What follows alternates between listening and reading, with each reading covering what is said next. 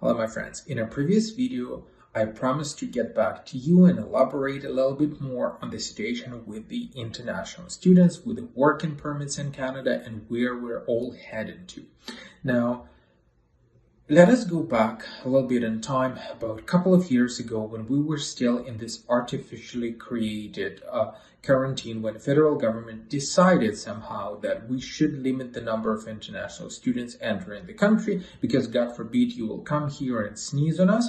It was absolutely clear, I think, from the beginning that this would lead to the situation where we would not have enough workers on the labor market, where we would not have enough immigrants, enough fresh graduates who would be entering labor market, which will inevitably, in fact, lead to the situation where our economy would be going down the hill. Now, that has almost happened, and federal government decided to open the doors wide.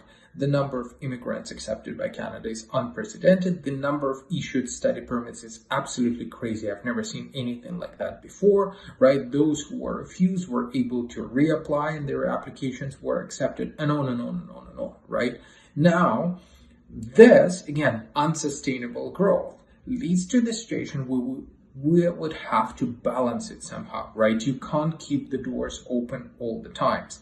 And as of now, federal government is trying to rectify the situation. They're trying to say, hold on for a second, let us deal with the situation, right? Because this is capitalism, right? As long as you got the number of international students, as long as you got the number of those aspiring applicants, there would be new colleges popping up. There would be God knows which programs popping up in colleges and universities, right? Which will in turn create an unsustainable growth of potential immigrants who would not be coping up with the growth of the economy.